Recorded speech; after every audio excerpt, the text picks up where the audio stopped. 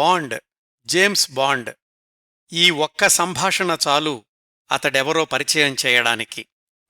అక్షర రూపంలో గత 70 సంవత్సరాలు పైగా, వెండితెరపై పరకాయ ప్రవేశం చేసిన నటుల రూపంలో గత 60 సంవత్సరాలుగా బిలియన్ల అభిమానుల్ని సంపాదించుకున్న, ఆ సంఖ్యను ఇంకా పెంచుకుంటున్న కల్పిత పాత్ర జేమ్స్ బాండ్. బాండ్ పేరే ఒక బ్రాండ్. ఆ పేరుతో నిజమైన వ్యక్తి ఎవరూ లేరు అని అభిమానిస్తున్న అందరికీ తెలుసు. కాని ఆ పేరు వింటేనే ఒక రకమైన చైతన్యం, సాహసం, విలాస జీవితం, హాస్యచతురత, అవును మనం కూడా ఇలా జీవిస్తే ఎలా ఉంటుంది అనే భావం. అది జేమ్స్ బాండ్ పాత్ర దశాబ్దాలుగా కలిగిస్తున్న ప్రభావం. షేకెన్, not stirred. You only live twice, once when you are born and once when you look death in the face. I have got license to kill and you know I am going to use it. The world is not enough. I never miss. ఇవి కొన్ని ప్రజాదరణ పొందిన ప్రసిద్ధమైన James Bond సంభాషణలు. James Bond, agent 007, British intelligence agency MI6కి ఇంకొక పేరు secret intelligence service SIS. దాంట్లో కోడ్ నేమ్ 007తో సాహసోపేతమైన గూఢచారి కార్యకలాపాలు సాగించే ఏజెంట్ జేమ్స్ బాండ్. SISలో 0000 అనేది ఒక విభాగం నంబరు. ఆ విభాగంలో పనిచేసే రహస్య ఏజెంట్లు తమ ఆపరేషన్లో ఎదురొచ్చిన ఎవర్నైనా చంపడానికి లైసెన్స్ ఉన్నవాళ్లు. లైసెన్స్ టు కిల్ అన్నమాట. 7 అనేది జేమ్స్ బాండ్కి ప్రత్యేకంగా కేటాయించబడిన వరుస సంఖ్య. 007 అంటే 00 విభాగంలో పనిచేసే 7వ ఏజెంట్ అన్నమాట. అలా జేమ్స్ బాండ్ 007 లేదా ఏజెంట్ 007గా గుర్తింపు తెచ్చుకున్నాడు. జేమ్స్ బాండ్ ప్రపంచ ప్రసిద్ధ రహస్య ఏజెంట్ అనే వాక్యం కాస్త సందిగ్ధంగా ఉంటుంది కదా. రహస్య ఏజెంట్ అంటేనే ఎవరికీ తెలియకూడదు అని. మరి ప్రపంచ ప్రసిద్ధ ఎలా అవుతాడు అంటే అది కల్పిత పాత్ర కాబట్టి. పుస్తకాల్లోనూ తర్వాత సినిమాల్లోనూ జేమ్స్ బాండ్లో అనేక కోణాలు అతన్ని తరతరాలకు హాట్ ఫేవరెట్గా చేస్తున్నాయి. అందమైన అమ్మాయిలతో కాలక్షేపం చేస్తున్నట్లు కనిపిస్తాడు. బాస్ నుంచి పిలుపు రాగానే కార్యరంగంలోకి దూకుతాడు. Russia, Germany, France, China, America, Italy, Cuba, ఏ దేశమైనా వెళతాడు. యుద్ధతంత్రాల్లో కీలకమైన పాత్ర పోషిస్తాడు. మాదక ద్రవ్యాల ముఠాల ఆటలు కట్టిస్తాడు. చీకట్లో ఉన్న నేర సామ్రాజ్యపు పునాదులు పెకలిస్తాడు. అతడి మెదడు పాదరసంలా పనిచేస్తుంది. మెరుపు వేగంతో ప్రత్యర్థుల మీద విరుచుకుపడతాడు.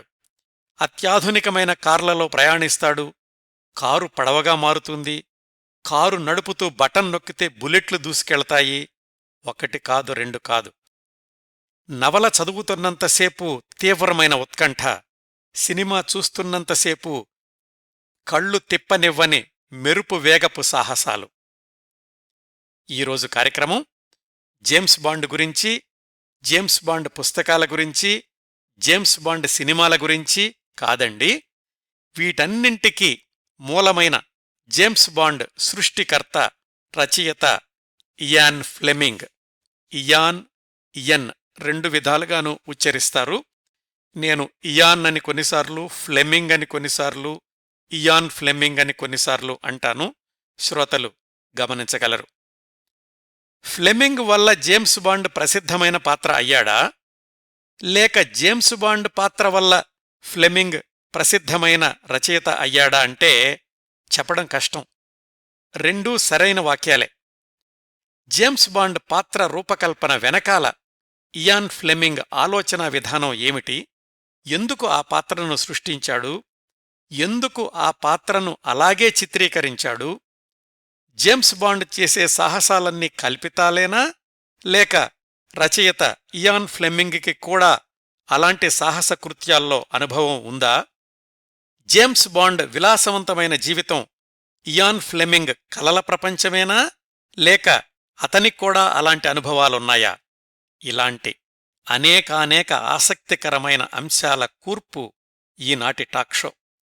ఆ వివరాల్లోకి వెళ్లబోయే ముందు ఇయాన్ ఫ్లెమింగ్ సృష్టించిన జేమ్స్ బాండ్ సాహిత్యం గురించి, దానిమీద ఆధారపడి నిర్మింపబడిన సినిమాల గురించి కొన్ని బుల్లెట్ పాయింట్స్ లాంటి ప్రత్యేకతల విశేషాలు తెలుసుకుందాం.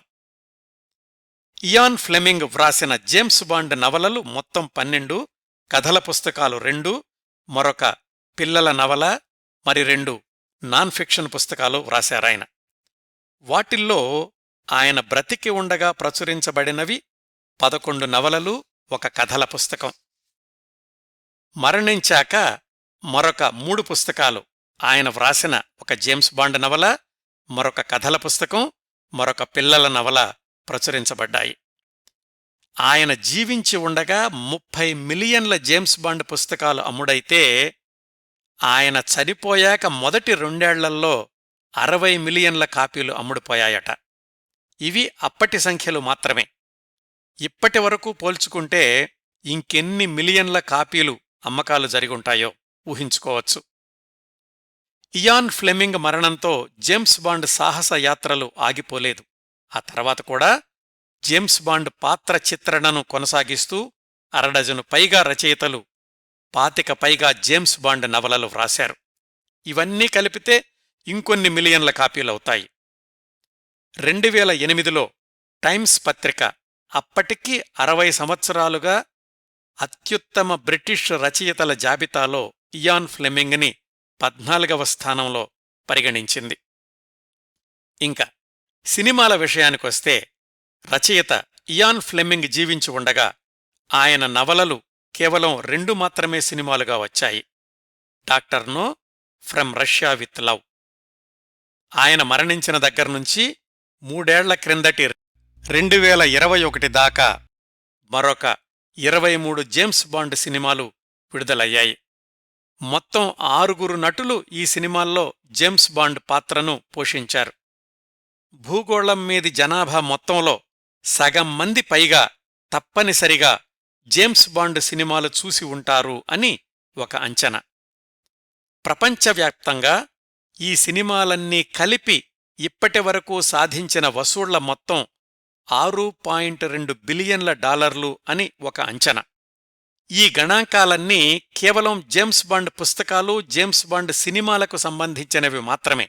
ఇవి కాక జేమ్స్ బాండ్ ప్రధాన పాత్రగా గ్రాఫిక్ నవల్స్ వచ్చాయి, కామిక్ స్ట్రిప్స్ వచ్చాయి, వీడియో గేమ్స్ వచ్చాయి, టీవీ షోస్ వచ్చాయి, కార్టూన్ ఫిలిమ్స్ ఉన్నాయి, వేలాది వాణిజ్యపరమైన ఉత్పత్తులొచ్చాయి. ఇదండి అతి సూక్ష్మంగా జేమ్స్ బాండ్ పవర్. ఇంత శక్తివంతమైన పాత్రను సృష్టించిన ఇయాన్ ఫ్లెమింగ్ వ్యక్తిత్వం, జీవనయానం కూడా జేమ్స్ బాండ్ పాత్ర సాగినంత ఉత్కంఠతో సాగుతుంది. వివరాల్లోకి వెళ్లబోయే ముందు విహంగ వీక్షణంలాగా ఇయాన్ ఫ్లెమింగ్ జీవితాన్ని చూద్దాం. 1908లో ఇంగ్లాండులో ఉన్నత తరగతి కుటుంబంలో జన్మించిన ఇయాన్ ఫ్లెమింగ్ స్కూలు రోజుల్నుంచే విలాసపురుషుడిగా, ప్లేబాయ్గా పేరు తెచ్చుకున్నాడు. కనీసం డిగ్రీ అయినా పూర్తి చేయడానికి 6-7 కాలేజీలు మారాల్సొచ్చింది. 20 ఏళ్ల వయసులో ఏ వృత్తిలో స్థిరపడాలో తెలియక 10 ఏళ్లపాటు ప్రయోగాలు చేశాడు. 2వ ప్రపంచ యుద్ధంలో బ్రిటిష్ నౌకాదళంలో సీక్రెట్ ఏజెంట్గా పనిచేయడం వల్ల అంతర్జాతీయ గూఢచారి సంస్థలు ఎలా పనిచేస్తాయో, సీక్రెట్ ఏజెంట్స్ కార్యకలాపాలు ఎలా ఉంటాయో ప్రత్యక్షంగా అధ్యయనం చేశాడు. తను కూడా అలాంటివన్నీ అమలుపరిచాడు. తన 37 సంవత్సరాల వయసులో 1945లో ఒక స్థిరమైన ఉద్యోగం తెచ్చుకున్నాడు.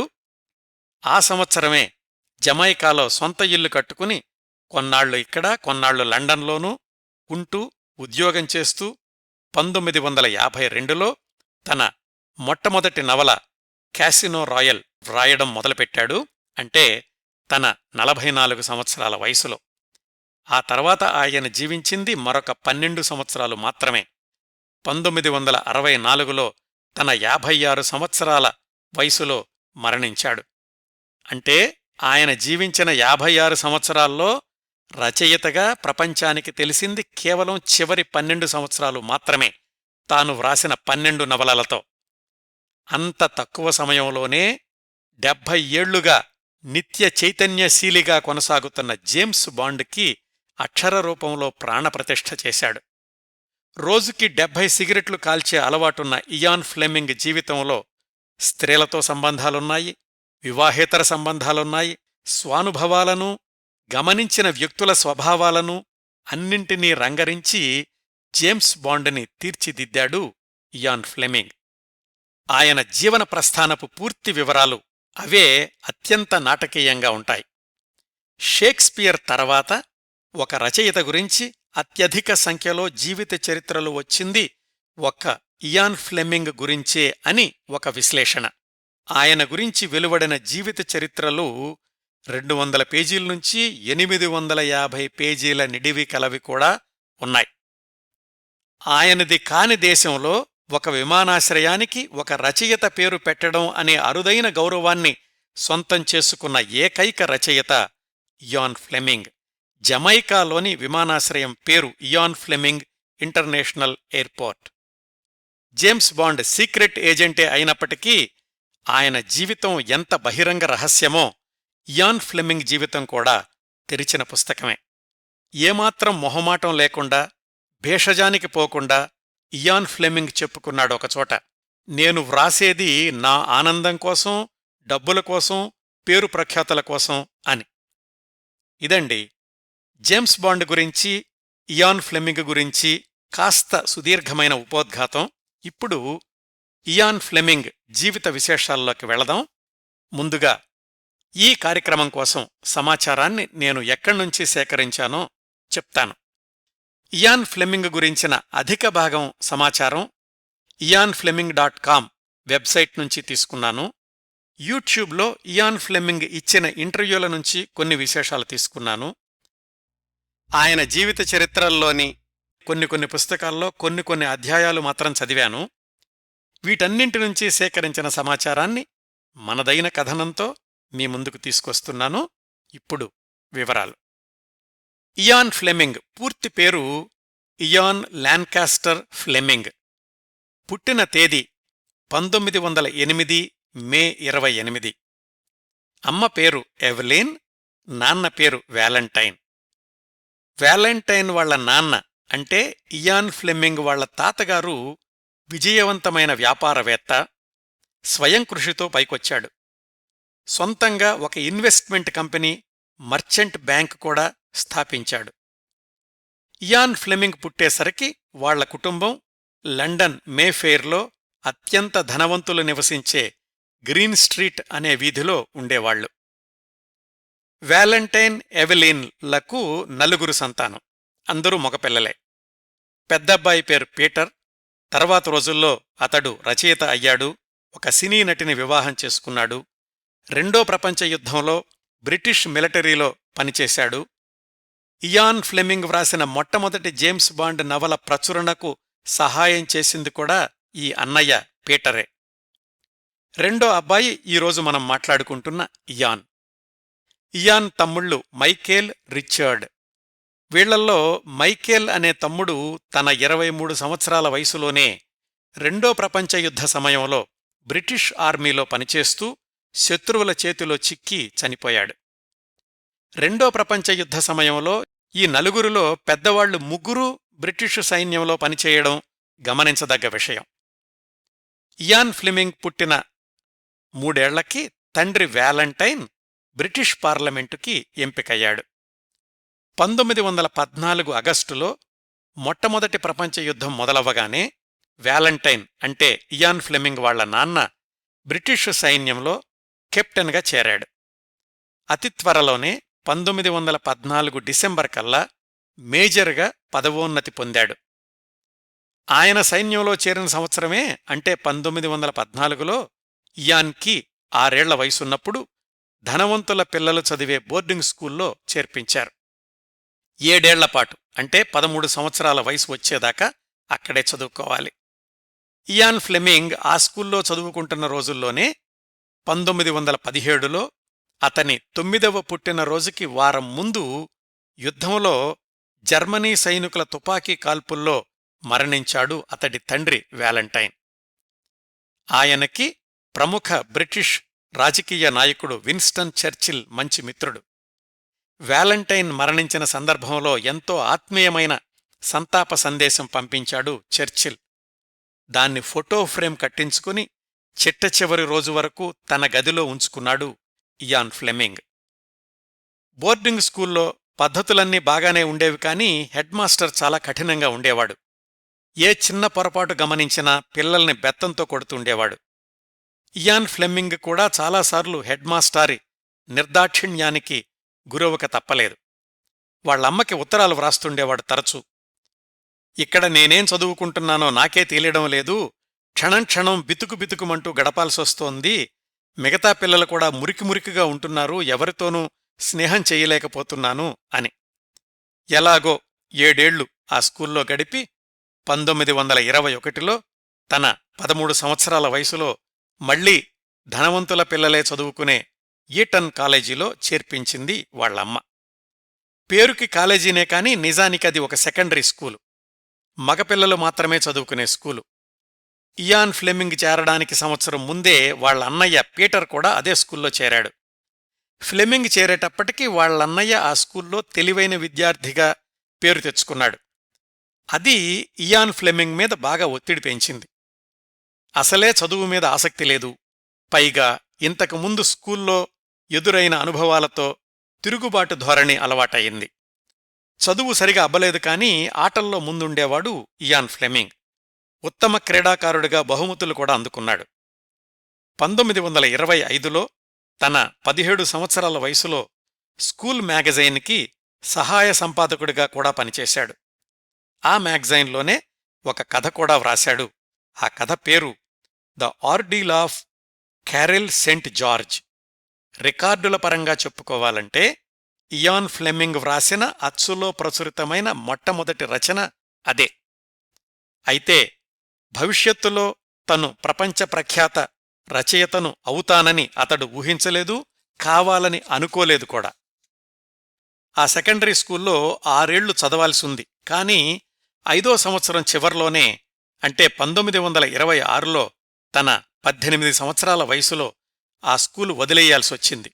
కారణం అతడి విశృంఖల ప్రవర్తన, ఉపాధ్యాయుల్ని లెక్క చెయ్యనితనం, కార్ల పందాల్లో పాల్గొనడం, అమ్మాయిలతో షికార్లు, ఇవన్నీ గమనించిన ప్రిన్సిపాల్ ఫ్లెమింగ్ వాళ్ల అమ్మకి కబురు పెట్టాడు, ఇంక మీ వాణ్ణి భరించడం కష్టం, తీసుకెళ్ళిపోండి అని. అక్కడ్నుంచి తీసుకొచ్చి ఇయాన్ ఫ్లెమింగ్ని మిలిటరీ కాలేజీలో చేర్పించింది వాళ్లమ్మ. అక్కడి క్రమశిక్షణా చట్రంలో అస్సలు ఇమడలేకపోయాడు. 1 సంవత్సరం తర్వాత అక్కడా మానేశాడు. అతడి అన్నయ్య తమ్ముళ్ళు చక్కగా చదువుకుంటున్నారు, వీడొక్కడే ఇలా అయ్యాడేమిటా అని వాళ్లమ్మకి బెంగపట్టుకుంది. పోని మామూలు చదువులు ఎలాగూ అబ్బడం లేదు, లాంగ్వేజెస్ అయినా చదివిస్తే తనకున్న పరిచయాలతో విదేశాంగ శాఖలో ఏదో ఒక చిన్న ఉద్యోగం ఇప్పించవచ్చు అనుకుంది వాళ్లమ్మ. 1927 నుంచి 4 ఏళ్లపాటు వివిధ దేశాల్లోని యూనివర్సిటీలకు పంపించింది. ఆస్ట్రియాలో చదువుకున్నప్పుడు ఆ స్కూలు ప్రిన్సిపాల్ భార్య మంచి రచయిత్రి. ఆమె తీసుకునే క్లాసులు చాలా ఆసక్తికరంగా ఉండేవి ఫ్లెమింగ్కి. ఇయాన్ ఫ్లెమింగ్ రచయిత అవడం మీద ఆమె ప్రభావం, ఆమె రచనల ప్రభావం చాలా ఉంది అంటారు చరిత్రకారులు. ఆ తర్వాత మ్యూనిక్, జెనీవా యూనివర్సిటీల్లో జర్మన్, ఫ్రెంచ్ భాషలు నేర్చుకున్నాడు. జెనీవాలో చదువుకునే రోజుల్లోనే ఒక అమ్మాయితోటి ప్రేమాయణం కూడా కొనసాగించాడు. ఇద్దరూ పెళ్లి చేసుకుందామని కూడా అనుకున్నారు. కాని ఇయాన్ ఫ్లెమింగ్ వాళ్ల అమ్మ దానికి ఒప్పుకోలేదు. 2 ఏళ్ల తర్వాత ఆ అమ్మాయితో స్నేహాన్ని తెగతెంపులు చేసుకోక తప్పలేదు. 20 ఏళ్ల తర్వాత తాను రచయిత అయ్యాక జేమ్స్ బాండ్ తల్లికి ఆ అమ్మాయి పేరే మోనిక్ అని పెట్టాడు ఇయాన్ ఫ్లెమింగ్. ఇలా 4 ఏళ్లు గడిచాక 1931లో లండన్లో విదేశీ శాఖలో ఉద్యోగం కోసమని పరీక్ష వ్రాశాడు. అత్యవసర మార్కులతో పరీక్ష అయితే పాసయ్యాడు, కాని ఉద్యోగం రాలేదు. మళ్లీ కొడుకుని ఏదో ఒక దోవకు తెచ్చే బాధ్యత తల్లిమీద పడింది. తెలిసిన వాళ్లతోటి సిఫార్సు చేయించి రాయిటర్ వార్తా సంస్థలో సబ్ ఎడిటర్ ఉద్యోగం ఇప్పించింది. అట్లా 1931 అక్టోబర్లో తన 23 సంవత్సరాల వయసులో మొదటి ఉద్యోగంలో చేరాడు ఇయాన్ ఫ్లెమింగ్. ఒక నెల రోజుల పాటు జీతం లేని శిక్షణ ఇస్తారు, నచ్చితేనే తర్వాత కొనసాగిస్తామన్నారు. బహుశా అంతర్గతంగా ఉన్న జర్నలిజం పట్ల ఆసక్తేమో నెల రోజుల పాటు శిక్షణ విజయవంతంగా పూర్తి చేసుకుని రాయిటర్ సంస్థలో ఉద్యోగిగా కొనసాగాడు ఇయాన్ ఫ్లెమింగ్.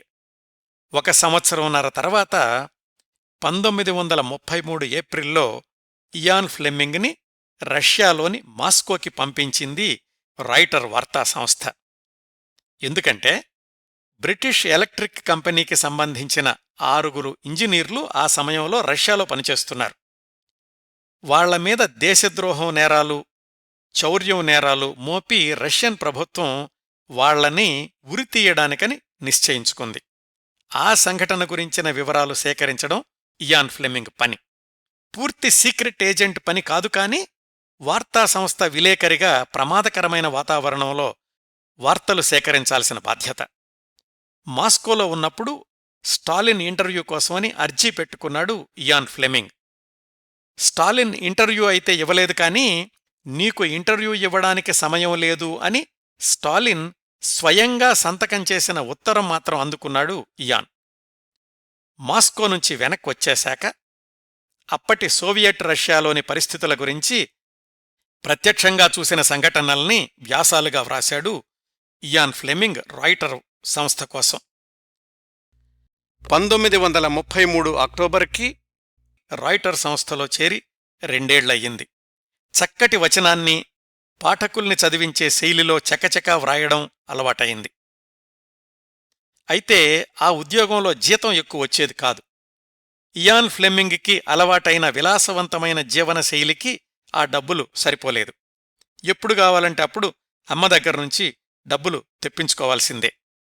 ఇంత మాత్రానికి నువ్వు అక్కడెక్కడో ఉండి ఉద్యోగం వెలగబెట్టడం ఎందుకు, వెనక్కి వచ్చేయి, ఎక్కువ జీతం వచ్చే ఉద్యోగంలో పెట్టిస్తాను అంది వాళ్లమ్మ. ఇయాన్ ఫ్లెమింగ్ ఒప్పుకోక తప్పలేదు. అక్కడ్నుంచి మరొక 5 ఏళ్లపాటు కొన్నాళ్లు ఒక బ్యాంకులో పనిచేశాడు, కొన్నాళ్లు ఒక స్టాక్ బ్రోకర్ కంపెనీలో పనిచేశాడు. ఏదీ తృప్తినివ్వలేదు. 2 చోట్ల ఇమడలేకపోయాడు. స్టాక్ బ్రోకర్ కంపెనీలో పనిచేసేటప్పుడే ఇంకో అమ్మాయితోటి పరిచయం ఏర్పడింది, ఒక స్కీయింగ్ క్లబ్లో. ఇద్దరూ గాఢంగా ప్రేమించుకున్నారు. అయితే తరువాతి సంవత్సరాల్లో 2వ ప్రపంచ యుద్ధ సమయంలో బాంబుల దాడికి ఆ స్నేహితురాలు చనిపోయింది. ఆ విషాదం ఇయాన్ ఫ్లెమింగ్ని చాలా కాలం వెంటాడింది. జేమ్స్ బాండ్ నవలల్లోని చాలా స్త్రీ పాత్రల చిత్రణ మీద ఈ స్నేహితురాలి ప్రభావం ఉంది అంటారు. అది ఇయాన్ ఫ్లెమింగ్ జీవితంలో 2వ విఫలమైన ప్రేమకథ. 1939 మొదట్లో స్టాక్ బ్రోకర్ కంపెనీలో ఉద్యోగం మానేసిన రోజుల్లో బ్రిటిష్ విదేశాంగ శాఖ నుంచి పిలిపొచ్చింది ఇయాన్ ఫ్లెమింగ్కి. ఇంతకుముందు నీకు సోవియట్ రష్యా వెళ్లిన అనుభవం ఉంది కదా, మళ్లీ ఆ దేశం వెళుతున్న బృందంలో నువ్వు కూడా అక్కడికెళ్లి వర్తక వ్యాపార సంబంధమైన అంశాల గురించి వార్తలు సేకరించాలి అని కబురు చేశారు. అంతవరకు బ్యాంకుల్లోనూ స్టాక్ బ్రోకర్ కంపెనీలోనూ ఆఫీసుల్లో కూర్చుని విసుగొచ్చిన ఫ్లెమింగ్కి ఈ రష్యా వెళ్లే పని ఆనందంగా అనిపించింది. బయల్దేరబోయే ముందు రహస్య సందేశం అందింది ఇయాన్ ఫ్లెమింగ్కి. పైకి వర్తక వాణిజ్య వార్తల కోసం వచ్చినట్లుండాలి, కానీ నువ్వు చెయ్యాల్సింది రష్యా మిలిటరీ విభాగాల బలాబలాల గురించిన వార్తలు సేకరించుకురావాలి అని, ఇది ఎవరికీ తెలియకూడదు అని. దాన్ని ఛాలెంజింగ్గా తీసుకుని రష్యా వెళ్లి చాలా విలువైన సమాచారంతో తిరిగొచ్చాడు ఇయాన్ ఫ్లెమింగ్. ఆ రోజుల్లోనే, అంటే 1939 మొదట్లో ఇయాన్ ఫ్లెమింగ్కి యాన్ చార్టరిస్ అనే 26 సంవత్సరాల అమ్మాయితో పరిచయం ఏర్పడింది. ఇయాన్ ఫ్లెమింగ్ వయసు అప్పటికి 31 సంవత్సరాలు. అంటే ఇయాన్ ఫ్లెమింగ్ కంటే 5 ఏళ్లు చిన్నది. ఫ్లెమింగ్ పర్సనాలిటీ కానీ, మాట్లాడే విధానం కానీ, ఎదుటివాళ్లని ఆకట్టుకునే హాస్య చతురత కానీ యాన్ని ఇయాన్ ఫ్లెమింగ్కి దగ్గర చేసింది. ఫ్లెమింగ్ జీవితంలో ప్రవేశించిన మూడవ మహిళ యాన్ చార్టరిస్. వాళ్ళిద్దరికీ పరిచయమయ్యే సమయానికి యాన్ది ఒక విచిత్రమైన పరిస్థితి. ఆమెకు చాలా చిన్న వయసులోనే 19 సంవత్సరాలకే ఒక మిలిటరీ ఆఫీసరు ధనవంతుడితోటి వివాహమైంది 1932లో. మన కథ నడుస్తున్న 1939కి యాన్ చార్టరిస్కి 2 పిల్లలున్నారు. భర్త పిల్లలతో ఉంటూనే 1936లో ఎస్మండ్ హ్యామ్స్వర్త్ అనే రాజకీయ నాయకుడు, డెయిలీ మెయిల్ పత్రికాధిపతితోటి సంబంధం పెట్టుకుంది. 1939లో మన కథానాయకుడు ఇయాన్ ఫ్లెమింగ్ తోటి పరిచయం ఏర్పడింది.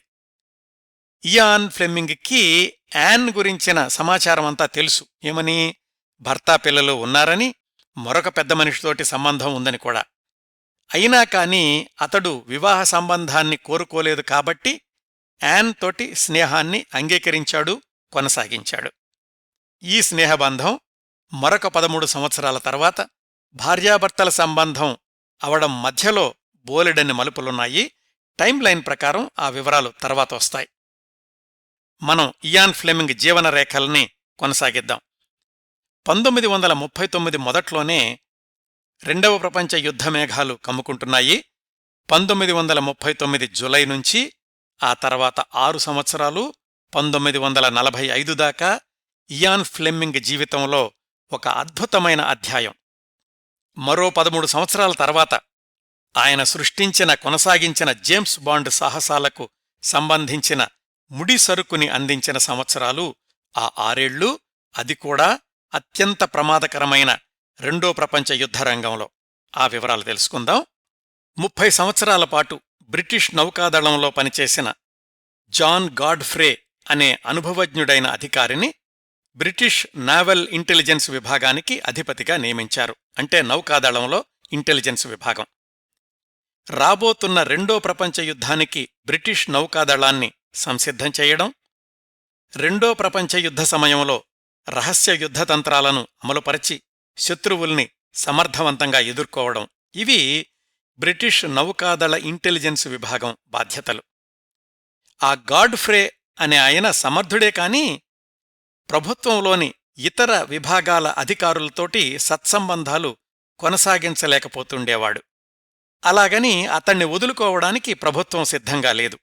అందుకని secret intelligence service, intelligence committee, prime minister office ఇలాంటి విభాగాలతో సమన్వయం చేసే, అందరితో మంచిగా మాట్లాడి పనులు చక్కబెట్టగలిగే ఒక సహాయకుడి కోసం, అసిస్టెంట్ కోసం అన్వేషించారు. సరిగ్గా అప్పుడే రష్యా వెళ్ళొచ్చిన మన ఫ్లెమింగ్ ప్రభుత్వం దృష్టికొచ్చాడు. అప్పటికి ఆయన వయసు 31 సంవత్సరాలు. యుద్ధ వాతావరణం వేడెక్కడంతోటి యువకుల్ని చాలామందిని సైన్యంలోకి చేర్చుకుంటున్నారు. ఫ్లెమింగ్ అన్నయ్య, తమ్ముడు కూడా బ్రిటిష్ సైన్యంలో చేరారు. ఈ నేపథ్యంలో ఫ్లెమింగ్ నావల్ ఇంటెలిజెన్స్ చీఫ్ గాడ్ఫ్రేకి సహాయకుడిగా ఉద్యోగంలో చేరాడు. స్పెషల్ బ్రాంచ్ లెఫ్టినెంట్ అనేది ఫ్లెమింగ్ పదవి. తరువాతి సంవత్సరాల్లో తను వ్రాసిన జేమ్స్ బాండ్ పాత్రకు కూడా ఇదే పదవిని సృష్టించాడు ఫ్లెమింగ్. అందర్నీ ఆకట్టుకునే సంభాషణా చతురత, ఆకర్షణీయమైన వ్యక్తిత్వంతో తన ఉద్యోగంలో అతి త్వరలోనే ప్రమోషన్ పొందాడు ఫ్లెమింగ్. అంతేకాదు, ఆ చీఫ్ గాడ్ఫ్రే ఎక్కడికెళ్లినా కాని ఫ్లెమింగ్ని వెంటబెట్టుకుని వెళ్లేవాడు. జేమ్స్ బాండ్ నవలల్లోని MI6 హెడ్ ఎం పాత్ర కూడా చాలా వరకు గాడ్ఫ్రే నుంచే తీసుకున్నాడు ఫ్లెమింగ్. తన ఉద్యోగంలో భాగంగా గాడ్ఫ్రేతో కలిసి చాలాసార్లు అమెరికా పర్యటించాల్సొచ్చింది. అక్కడ కూడా ఇంటెలిజెన్స్ విభాగాలతోనే చర్చలన్నీ. అలా 1941లో ఒకసారి అమెరికా వెళ్ళినప్పుడు operation of strategic service OSS అనే రహస్య గూఢచారి సంస్థను ప్రారంభించే సందర్భంలో ఇంటెలిజెన్స్ సంస్థలు ఎలా ఉండాలి, ఎలాంటి వ్యక్తుల్ని నియమించుకోవాలి, అవసరమైతే ఎంత నిర్దాక్షిణ్యంగా ఉండాలి అనే అంశాల్లో ఫ్లెమింగ్ అమెరికా అధికారులకు చాలా సలహాలిచ్చాడు. ఆయన సలహాల్ని అమెరికా అధికారులు చాలా విలువైనవిగా భావించారు కూడా. అలా ఒకసారి అమెరికా వెళ్లేటప్పుడు మధ్యలో పోర్చుగల్లో ఆగారు ఫ్లెమింగు, ఆయన బాస్ గాడ్ఫ్రే. అక్కడ ఒక క్యాసినోకి వెళ్లారు. స్థానిక పోర్చుగల్ ఆటగాళ్లతోటి కార్డ్ గేమ్స్ ఆడారు. చాలా మామూలు సంఘటనే, పెద్దగా చెప్పుకోవాల్సిందేమీ లేదు కదా. అయితే ఆ క్యాసినో నుంచి బయటకొచ్చాక ఫ్లెమింగ్ అన్నాడట, అవును, మనం ఇంతవరకు కార్డ్ గేమ్స్ ఆడిన ప్రత్యర్థులు మన శత్రువులు జర్మనీ వాళ్లై ఉంటే, వాళ్ల దగ్గర డబ్బులన్నీ మనం గెలుచుకుని ఉంటే ఎలా ఉండేది అని.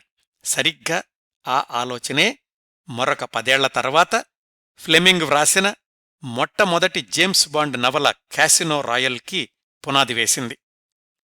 ఇంకా నౌకా ఇంటెలిజెన్స్ విభాగంలో పనిచేసిన 6 ఏళ్లు, రెండో ప్రపంచ యుద్ధం కొనసాగినన్నాళ్లు 1945 దాకా ఫ్లెమింగ్ చాలా సాహసాలు చేశాడు.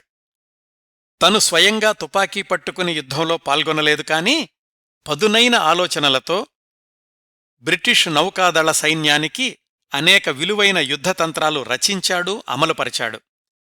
ఆ సంవత్సరాల్లోనే తన మూడవ ప్రియురాలు యాన్ చార్టరిస్ తోటి ప్రణయకలాపాలు కూడా కొనసాగించాడు, సీక్రెట్ ఏజెంట్గా ఉంటూనే. అంటే ఒక విధంగా చెప్పాలంటే తన భవిష్యత్ నవలల్లోని జేమ్స్ బాండ్ జీవితాన్నే గడిపాడు అత్యంత ప్రమాదకరమైన ఆ రెండో ప్రపంచ యుద్ధం కొనసాగిన 6 ఏళ్లు. అలా ఫ్లెమింగ్ అమలుపరిచిన యుద్ధతంత్రాల్లో ఒకటి రెండింటి గురించి చెప్తాను. 1. 30 మంది కమాండోలతోటి శత్రువుల రహస్య సమాచారాన్ని సేకరించే 30 AU 30 అసాల్ట్ యూనిట్ అనే విభాగాన్ని ప్రారంభించటం, ఆ 30 మంది కమాండోలకి శిక్షణను ఇవ్వడం. ఇదంతా ఫ్లెమింగ్ వ్యూహరచనే. రెండో ప్రపంచ యుద్ధం వేడెక్కిన కొద్దీ ఈ ఫ్లెమింగ్ మొదలుపెట్టిన 30 AU విభాగం చాలా కీలకమైన సమాచారాన్ని శత్రువుల నుంచి రాబట్టింది. అదే విభాగం 1944 నుంచి టీ ఫోర్స్ అనే పేరుతోటి కొనసాగింది. ఇదంతా ఫ్లెమింగ్ ఆలోచనల ఫలితమే. ఫ్లెమింగ్ అమలుపరిచిన ఇంకో ప్రణాళిక చాలా ముఖ్యమైంది. ఆ ఆపరేషన్ పేరు గోల్డెన్ ఐ. బ్రిటన్కి చుట్టుపక్కల దేశాల్ని జర్మన్లు ఆక్రమిస్తే వాళ్లు మరింత ముందుకి బ్రిటిష్ వైపుకి రాకుండా వాళ్లని తప్పుదోవ పట్టించడం, వాళ్లు ఆక్రమించిన స్పెయిన్ లాంటి దేశాల్లో రహస్య సమాచార వ్యవస్థను ముందుగానే ఏర్పరచడం, ఇలాంటి అత్యంత ప్రమాదకరమైన ప్రణాళికలు రచించడం, అమలుపరచడం అంతా ఫ్లెమింగ్ బాధ్యతే. అయితే తర్వాత దారి మార్చుకున్న జర్మన్ల వల్ల ఈ గోల్డెన్ ఐ ప్రణాళిక అవసరం రాలేదు, కానీ ఫ్లెమింగ్ రచించిన యుద్ధతంత్రం మాత్రం బ్రిటిష్ అధికారుల్ని ఆశ్చర్యంలో ముంచెత్తింది. ఇన్ని అనుభవాల నేపథ్యం, వివిధ ప్రభుత్వ రహస్య ఏజెన్సీలతో కలిసి పనిచేయడం, ఇవన్నీ ఫ్లెమింగ్ని తీవ్రంగా ఆలోచింపచేశాయి. అంతకుముందు రాయిటర్లో పనిచేసేటప్పుడు సరళమైన వచనం ఎలా వ్రాయాలో అభ్యసించాడు కదా. వీటి కలయికతోటి ఎలాగైనా సరే ఈ రెండో ప్రపంచ యుద్ధం ముగియగానే అద్భుతమైన స్పై నవల వ్రాయాలి అనుకున్నాడు. నౌకా విభాగంలో పనిచేసే ఒక మిత్రుడితోటి అన్నాడు కూడా, నా ధ్యేయం to right the spy story to end all spy stories అని. ఇంతవరకు వచ్చిన స్పై స్టోరీస్ అన్నిటికీ మంగళం పలికే స్పై స్టోరీ నేను వ్రాస్తాను అని.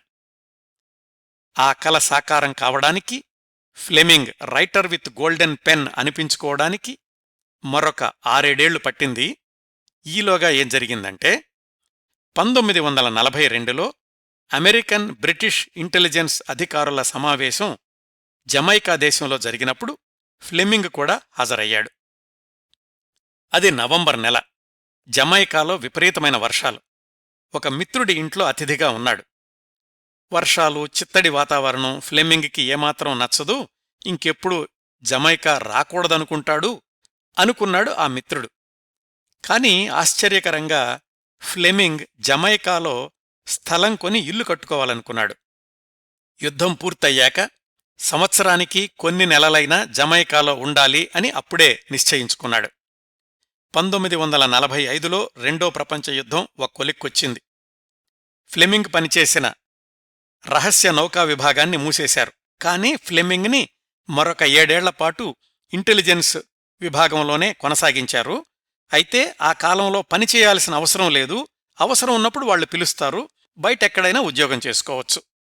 రెండో ప్రపంచ యుద్ధ సమయంలో అతడు చేసిన సేవలకు గాను విశిష్ట సేవా పతకాలు అందుకుని 1945 మధ్యలో నౌకాదళం ఇంటెలిజెన్స్ విభాగం నుంచి బయటకొచ్చాడు ఫ్లెమింగ్. బయటకు రాగానే అతడి కోసం అనేక సంస్థలు క్యూలో నిల్చున్నాయి. చివరికి కిమ్స్లే న్యూస్ అనే సంస్థలో ఉద్యోగంలో చేరాడు ఫ్లెమింగ్. ఆ సంస్థకి సండే టైమ్స్ అనే పత్రిక కాకుండా మరికొన్ని పత్రికలు కూడా ఉన్నాయి. వాటన్నింటికీ విదేశీ అధికారి, ఫారిన్ మేనేజర్ పదవి ఫ్లెమింగ్ది. అప్పటికే జమైకాలో సొంత ఇల్లు ఏర్పరచుకుని దానికి గోల్డెన్ ఐ అని పేరు పెట్టుకున్నాడు. గోల్డెన్ ఐ అనేది తను బ్రిటిష్ నావల్ ఇంటెలిజెన్స్లో పనిచేసినప్పుడు చేపట్టిన రహస్య ఆపరేషన్ పేరు కదా. జమైకాలోని ఈ గోల్డెన్ ఐ అన్న ఇంట్లోనే అధిక భాగం జేమ్స్ బాండ్ నవలలు అక్షరరూపం దాల్చాయి, ప్రాణం పోసుకున్నాయి. తను పత్రికా సంస్థలో ఉద్యోగంలో చేరినప్పుడు ఒక షరతు పెట్టాడు. సంవత్సరంలో 2-3 నెలలు జమైకాలో ఉండి పనిచేస్తాను, దానికి ఒప్పుకుంటేనే ఉద్యోగంలో చేరతాను అని. అతడు పెట్టిన షరతులన్నింటికీ అంగీకరించింది ఆ సంస్థ. ఆ విధంగా సంవత్సరానికి 2-3 నెలలు జనవరి, ఫిబ్రవరి, మార్చిలలో జమైకాలో ఉంటూ మిగతా నెలల్లో లండన్లో ఉంటూ తన ఉద్యోగాన్ని కొనసాగించిన రోజుల్లోనే ఫ్లెమింగ్ వ్యక్తిగత జీవితంలో ఒక రహస్య వ్యవహారం, శృంగార సాహసం కొనసాగింది. ఎలాగంటే 2 విఫల భగ్న ప్రేమ కథల తర్వాత ఫ్లెమింగ్ వివాహం పట్ల అంత ఆసక్తి చూపించలేదని, అయితే 1939లో యాన్ చార్టరిస్ అనే అమ్మాయితోటి పరిచయం జరిగిందని, ఆమె నేపథ్యం కూడా తెలుసుకున్నాం కదా. 1944లో యాన్ భర్త రెండో ప్రపంచ యుద్ధంలో చనిపోయాడు. అప్పటికే ఆమెకు ఎస్మండ్ హ్యామ్స్వర్త్ అనే ధనవంతుడితోనూ ఇయాన్ ఫ్లెమింగ్తో కూడా సంబంధాలున్నాయి. భర్త చనిపోయాక ఫ్లెమింగ్ దగ్గర వివాహ ప్రసక్తి తీసుకొచ్చింది. 36 సంవత్సరాల ఫ్లెమింగ్, నేను వివాహబంధంలో ఇమడలేను, నువ్వు ఎవరిని వివాహం చేసుకున్నా నాకు అభ్యంతరం లేదు, మనం ప్రేయసీ ప్రియుల్లాగా కొనసాగుదాం అని చెప్పాడు. యాన్ ఎస్మండ్ హ్యామ్స్వర్త్ని పెళ్లి చేసేసుకుంది. కాని ఫ్లెమింగ్తో పరిచయాన్ని కొనసాగిస్తూనే ఉంది. ఫ్లెమింగ్ జమైకా వెళ్లిన రోజుల్లో తాను కూడా అక్కడికి వెళ్లి ఫ్లెమింగ్తో ఉండేది. భర్తకు మాత్రం జమైకాలో ఉన్న మరొక ఫ్యామిలీ ఫ్రెండ్ దగ్గరికి వెళ్తున్నాను అని చెప్పేది. ఫ్లెమింగ్, యాన్ చార్టరిస్ల సంబంధం ఇలా కొనసాగింది 1945 నుంచి. పెద్దగా చెప్పుకోదగ్గ సంఘటనలేవీ జరగని 6 ఏళ్ల కాలాన్ని ఫాస్ట్ ఫార్వర్డ్ చేస్తే 1951లో యాన్ రెండో భర్తకి రహస్యం తెలిసిపోయింది. ఇన్నేళ్లుగా యాన్ జమైకా వెళుతోంది ఫ్లెమింగ్ కోసం అని. పైగా యాన్ అప్పటికి 3 నెలల గర్భవతి కూడా. ఆమె కడుపులో పెరుగుతున్న బిడ్డకు తండ్రి ఫ్లెమింగ్ అని యాన్ తన భర్తకు చెప్పింది. ఆయన విడాకులు నోటీసిచ్చాడామెకు. యాన్ ఫ్లెమింగ్కి చెప్పేసింది, నా కడుపులో బిడ్డకు నువ్వే తండ్రివి, మనం వివాహం చేసుకోక తప్పదు అని. 1952 జనవరి, ఫిబ్రవరి నెలల్లో ఫ్లెమింగ్ జీవితంలో ఎప్పుడూ లేనంత మానసిక సంఘర్షణ. వద్దనుకుంటున్న వివాహబంధంలోకి వెళ్లక తప్పడం లేదు. పైగా విడాకుల పరిష్కారం సందర్భంలో యాన్ తన రెండవ భర్తకు 1,00,000 పౌండ్లు కట్టాలి అని కోర్టు తీర్పు చెప్పింది. అది కూడా తన బాధ్యతగానే తీసుకోక తప్పలేదు ఫ్లెమింగ్కి. ఇంత సంక్లిష్ట సంఘర్షణాభరితమైన వాతావరణంలో జమైకాలోని తన ఇల్లు గోల్డెన్ ఐలో 1952 జనవరి 15న మొట్టమొదటి జేమ్స్ బాండ్ నవల క్యాసినో రాయల్కి శ్రీకారం చుట్టాడు స్వదస్తూరితో. యాన్ గర్భవతి కావడం, బలవంతంగా పెళ్లి చేసుకోవాల్సి రావడం, ఈ ఒత్తిడి నుంచి బయటకు రావాలి, ఎప్పట్నుంచో అతని మెదడులో సుళ్లు తిరుగుతున్న స్పై నవలకు ఒక రూపం ఇవ్వాలి. ఇవన్నీ కలిసి ఫ్లెమింగ్ కలాన్ని పరుగులు తీయించాయి. సరిగ్గా నెల రోజుల్లో 1952 ఫిబ్రవరి 16 కల్లా క్యాసినో రాయల్ నవలని ఒక కొలిక్కి తీసుకొచ్చాడు ఇయాన్ ఫ్లెమింగ్. ఇందులోని ప్రధాన పాత్ర సీక్రెట్ ఏజెంట్ 007 జేమ్స్ బాండ్కి ఆ పేరు పెట్టడం వెనకాల కూడా చిన్న ఆసక్తికరమైన సంఘటన ఉంది. ఆ పాత్రకు ఏం పేరు పెడదామా అని ఆలోచిస్తూ ఫ్లెమింగ్ తన లైబ్రరీలోని పుస్తకాలన్నీ తిరగేశాడు. జమైకాలో ఉన్నప్పుడే పుస్తకాలు సేకరించడం హాబీగా పెట్టుకున్న ఫ్లెమింగ్ వందలాది పుస్తకాలు సమకూర్చుకున్నాడు. వాటిల్లో field guide of birds of the west Indies అనే పుస్తకం ఆయన్ను ఆకర్షించింది. అమెరికన్ ఆరంథాలజిస్ట్ అంటే పక్షుల్ని గురించి అధ్యయనం చేసే శాస్త్రవేత్త వ్రాసిన పుస్తకం అది. ఫ్లెమింగ్కి కూడా పక్షుల్ని పరిశీలించడం అంటే చాలా ఆసక్తిగా ఉండేది. అందుకని ఆ పుస్తకం కొనిపెట్టుకున్నాడు తన దగ్గర. ఆ పుస్తకం రచయిత పేరు జేమ్స్ బాండ్. సరిగ్గా అదే పేరు తన పాత్రకు పెట్టాడు. ఆ విధంగా జేమ్స్ బాండ్ అనే పేరు పుట్టిందండి. పుస్తకం వ్రాయడం పూర్తయిన సందర్భంలో Fleming gold plated royal deluxe type writer కొనుక్కున్నాడు తనకు తనే బహుమతిగా. ఆ తరువాతి సంవత్సరాల్లో వ్రాసిన నవలలన్నీ ఆ టైప్ రైటర్ మీద టైప్ చేసినవే. 1952 ఫిబ్రవరిలో నవలను ఒక రూపానికి తీసుకొచ్చాక 1952 మార్చి 24న యాన్ని వివాహం చేసుకున్నాడు. వాళ్లకి 1952 ఆగస్టు 12న ఒక అబ్బాయి పుట్టాడు. క్యాస్పర్ అని పేరు పెట్టుకున్నారు. యాన్ గురించి, క్యాస్పర్ గురించి మరిన్ని విషయాలు కథాక్రమంలో తర్వాత చెప్తాను. క్యాసినో రాయల్ వ్రాతప్రతిని లండన్లో టైప్ చేయించాడు.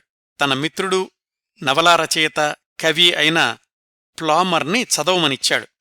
ఏదో వ్రాసావులే కాని అసలు సస్పెన్స్ లేదు, సర్లే ఏదో ఒకటి పూర్తి చేశావు కదా, పబ్లిషర్కి పంపించు అన్నాడు ఆ మిత్రుడు. ఎవరూ ముందుకు రాలేదు ఆ పుస్తకం పబ్లిష్ చేయడానికి. ఫ్లెమింగ్ వాళ్ళ అన్నయ్య పీటర్ కూడా రచయిత అని మొదట్లో చెప్పాను కదా, అతడి సిఫార్సుతోటి లండన్లోని ఒక ప్రచురణ సంస్థ క్యాసినో రాయల్ నవలని ప్రచురించింది. ఫ్లెమింగ్ వ్రాసిన సంవత్సరానికి 1953 ఏప్రిల్ 13న మార్కెట్లోకి విడుదలైంది మొట్టమొదటి జేమ్స్ బాండ్ నవల క్యాసినో రాయల్, ఇంగ్లాండులో. మొదటి విడతలో 5,000 కాపీలు అచ్చువేస్తే దాదాపు అన్ని కాపీలు మొట్టమొదటి నెలలోనే అమ్ముడైపోయాయి. మరొక 5,000 ముద్రిస్తే అవి కూడా అమ్ముడుపోయాయి. సంవత్సరం తర్వాత కూడా 8,000 కాపీలు అమ్ముడుపోయాయి. ప్రచురణకర్తలు ఆ తర్వాత 3 నవలలు కూడా తమకే ఇవ్వమని ఒప్పందం చేసుకున్నారు ఇయాన్ ఫ్లెమింగ్తో. ఇదంతా కూడా ఇంగ్లండులోనేనండి అమ్మకాలు, ఇంకా ప్రపంచానికి వెళ్లలేదు. అంతే, ఇంకా తన మొదటి నవల క్యాసినో రాయల్ తర్వాత ఫ్లెమింగ్ నిజంగానే రైటర్ విత్ గోల్డెన్ పెన్ అయ్యాడు. రాసిందంతా బంగారం అయింది. 1950 దశాబ్దం చివర్లో కొన్ని వివాదాలు, ఘాటైన విమర్శలు వచ్చాయి కానీ పాఠకుల దృష్టిలో మాత్రం జేమ్స్ బాండ్కున్న ఆదరణ తగ్గలేదు. మొదటి నవల ఘన విజయం తర్వాత ఇంకా సంవత్సరానికి ఒక నవల వ్రాయాలి అన్న నియమం పెట్టుకున్నాడు Fleming. Live and let die, moonraker, diamonds are forever, from Russia with love, ఇలా క్రమం తప్పకుండా సంవత్సరానికి ఒక నవల మార్కెట్లోకి వచ్చేలాగా శ్రమపడ్డాడు ఇయాన్ ఫ్లెమింగ్. వీటిల్లో చాలా నవలలు ఫ్లెమింగ్ జమైకాలో వ్రాసినవే. కొన్నింటిని జమైకాలో ప్రారంభించి లండన్లో పూర్తి చేశాడు. అతను లండన్లో ఉండగా వ్రాసినటువంటి నవలలు సంఖ్య చాలా తక్కువ. జమైకాలో ఉన్న 2-3 నెలల్లోనే రోజూ తప్పనిసరిగా 2,000 పదాలు వ్రాయాలి అన్న నియమం పెట్టుకుని టైప్ రైటర్ మీద టైప్ చేస్తుండేవాడు. ఆయన జీవనశైలిని ప్రతిబింబించేట్లే జేమ్స్ బాండ్ జీవనశైలిని కూడా చిత్రీకరించాడు. ఇంగ్లాండ్లో ప్రజాదరణ పొందిన జేమ్స్ బాండ్ నవలలు అమెరికన్ పాఠకుల ఆదరణ పొందడానికి కాస్త సమయం పట్టింది. 1954 నుంచి ఫ్లెమింగ్ నవలలు అమెరికాలో ప్రారంభమైనా American president John F Kennedy 1961లో లైఫ్ పత్రికకు ఇచ్చిన ఇంటర్వ్యూలో తనకు చాలా నచ్చిన నవల ఫ్రమ్ రష్యా విత్ లవ్ అని చెప్పాక జేమ్స్ బాండ్ నవలల అమ్మకం అమెరికాలో అనూహ్యంగా పెరిగిపోయింది. ఇక్కడ శ్రోతలకు ఒక గమనికండి, ఇది ఇయాన్ ఫ్లెమింగ్ వ్యక్తిగత జీవితం మీద కేంద్రీకరిస్తున్న ఎపిసోడ్ కాబట్టి ఒక్కొక్క నవల గురించి, ఆ నవల నేపథ్యం గురించి, జేమ్స్ బాండ్ సినిమాల గురించి ఎక్కువ విశ్లేషణ చెయ్యడం లేదు. వాటి వివరాలతోటి మరొక ఎపిసోడ్ త్వరలో ప్రసారం చేస్తాను, శ్రోతలు గమనించగలరు. జేమ్స్ బాండ్ నవలలన్నీ చదివి వ్యక్తిగా ఆ సీక్రెట్ ఏజెంట్ ఎలా ఉంటాడో ఊహించుకునే పాఠకులకు మొట్టమొదటిసారి జేమ్స్ బాండ్ పాత్రలో ఒక నటుడు కనిపించిన సందర్భం 1954లో సిబిఎస్ టెలివిజన్ ఛానల్ వాళ్లు క్యాసినో రాయల్ నవలని 1 గంట నిడివిగల టీవీ ఫిల్మ్గా ప్రసారం చేసినప్పుడు. మొట్టమొదటిసారి జేమ్స్ బాండ్ రక్తమాంసాలతో ప్రేక్షకుల ముందు కనిపించాడు. ఆ పాత్ర పోషించిన నటుడు బ్యారీ నెల్సన్. సిబిఎస్ ఛానల్ వాళ్లు ఫ్లెమింగ్ వద్ద $1000కి ఆ క్యాసినో రాయల్ నవల టీవీ హక్కులు కొనుక్కున్నారు. జేమ్స్ బాండ్ని జిమ్మీ బాండ్ అని, చాలా పాత్రల పేర్లు మార్చేశారు. కథ చాలా వరకు క్యాసినో రాయల్ నవలలోదే కాని పాత్ర చిత్రణ ఫ్లెమింగ్ ఊహించినట్లుగా లేదు ఆ టీవీ షోలో. దీని తర్వాత అచ్చులో జేమ్స్ బాండ్ పాత్ర బొమ్మల రూపంలో కనిపించింది 1957లో. డైలీ ఎక్స్‌ప్రెస్ అనే పత్రికలో కామిక్ స్ట్రిప్ రూపంలో 2 నెలల పాటు ప్రచురితమైంది. అందులోని జేమ్స్ బాండ్ రూపాన్ని ఫ్లెమింగ్కి చూపించి ఆయన అనుమతించాకనే ఖరారు చేశారు. వరుసగా జేమ్స్ బాండ్ కాల్పనిక నవలలు వ్రాస్తున్న ఇయాన్ ఫ్లెమింగ్ వ్రాసిన మొట్టమొదటి నాన్ ఫిక్షన్ పుస్తకం 1957లో విడుదలైన డైమండ్ స్మగ్లర్స్. తను వ్రాసిన జేమ్స్ బాండ్ నవల డైమండ్స్ ఆర్ ఫరెవర్ కోసం సేకరించిన సమాచారంలోని విశేషాలతో డైమండ్ స్మగ్లర్స్ అనే పుస్తకం వ్రాశాడు ఇయాన్ ఫ్లెమింగ్. ఫ్లెమింగ్ వ్రాసిన రెండవ నాన్ ఫిక్షన్ పుస్తకం థ్రిల్లింగ్ సిటీస్ 1963లో ఆయన చనిపోవడానికి సంవత్సరం ముందు ప్రచురితమైంది. దాంట్లో తాను పర్యటించిన ప్రపంచంలోని వివిధ నగరాల గురించి వ్రాశాడు ఫ్లెమింగ్. పర్యాటక అనుభవాల వ్యాసాలు అవన్నీ. డాక్టర్ నో, గోల్డ్ ఫింగర్ నవలలు విడుదలైన 1958-59 సంవత్సరాల్లో ఇయాన్ ఫ్లెమింగ్ తీవ్ర విమర్శల్ని ఎదుర్కోవాల్సొచ్చింది. 2-3 బ్రిటిష్ సాహిత్య విమర్శకులు ఫ్లెమింగ్ వ్రాస్తోందంతా చెత్త, కనీస నైతిక విలువల్లేని పాత్రని హీరోని చేసి పాఠకుల్ని తప్పుదోవ పట్టిస్తున్నాడు, అయినా సంవత్సరానికొక నవల విడుదల చెయ్యాలి అన్న నియమం పెట్టుకుని తనలోని సృజనాత్మకతను తనే నాశనం చేసుకుంటున్నాడు, గోల్డ్ ఫింగర్ లాంటి నవల చూస్తుంటే తన మీద తనకే నమ్మకం పోయినట్లు కనిపిస్తోంది అంటూ ఘాటుగా వ్రాశారు. ఈ విమర్శల నేపథ్యమో ఏమో కాని 1960లో ఆనవాయితీగా విడుదల చేసే జేమ్స్ బాండ్ నవల బదులుగా జేమ్స్ బాండ్ కథా సంపుటిని ప్రచురించాడు Fleming, for your eyes only అనే పేరుతో.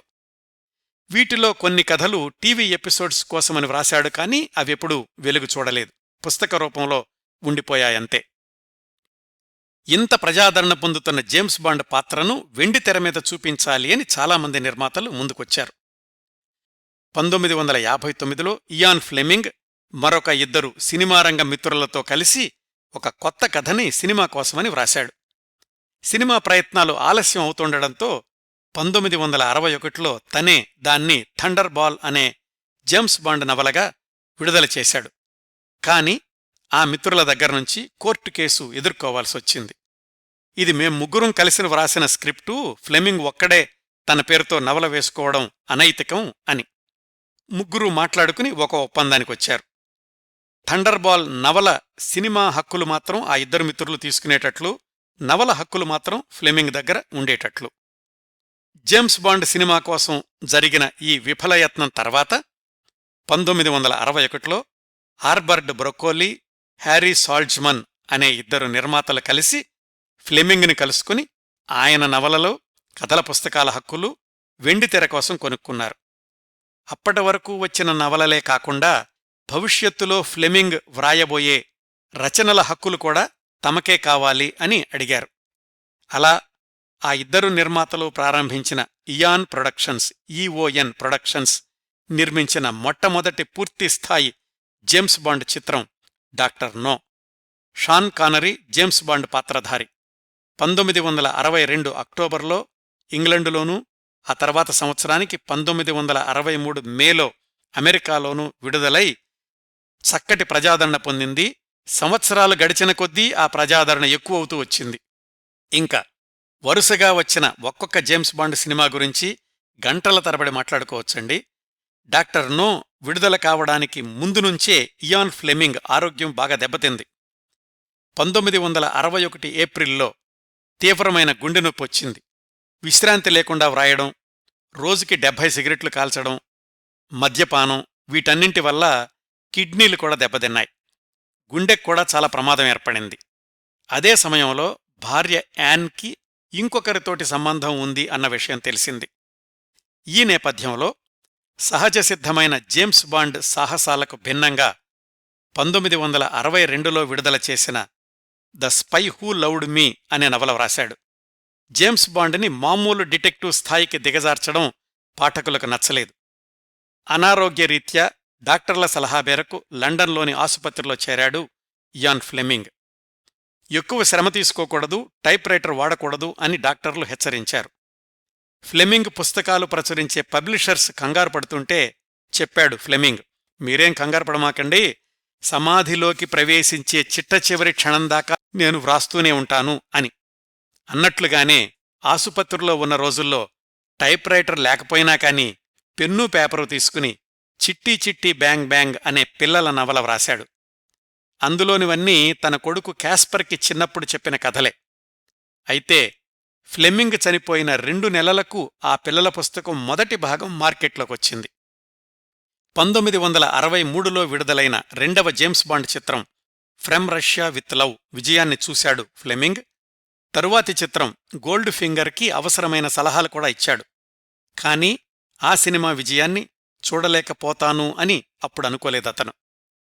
1964 జనవరిలో చివరిసారిగా జమైకాలోని తన గోల్డెన్ ఐ ఇంటికి వెళ్లాడు.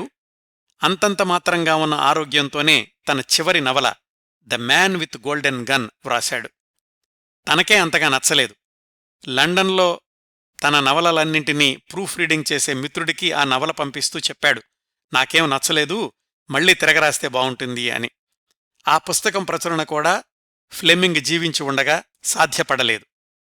1964 ఆగస్టు 11 గాల్ఫ్ క్లబ్లో మధ్యాహ్నం భోజనానికి వెళ్లాడు మిత్రులతోటి. ఆ సాయంకాలం హోటల్లో మిత్రులతో కలిసి భోజనం చేశాడు, వైన్ తీసుకున్నాడు. మళ్లీ తీవ్రమైన గుండెపోటొచ్చింది. మిత్రులంతా కలిసి ఆసుపత్రికి తరలించారు. అంబులెన్స్లో వెళ్లేటప్పుడు ఫ్లెమింగ్ చెప్పిన చివరి మాటలట అంబులెన్స్ డ్రైవర్తోటి, నిన్ను ఈ సమయంలో చాలా ఇబ్బంది పెడుతున్నానోయ్, ఈ రద్దీ ట్రాఫిక్లో నన్ను ఎంత త్వరగా ఆసుపత్రికి తీసుకెళ్తావో ఏమో అని. ఆ మర్నాడు అంటే 1964 ఆగస్టు 12 ఉదయం ఆసుపత్రిలోనే కన్నుమూశాడు ఇయాన్ ఫ్లెమింగ్.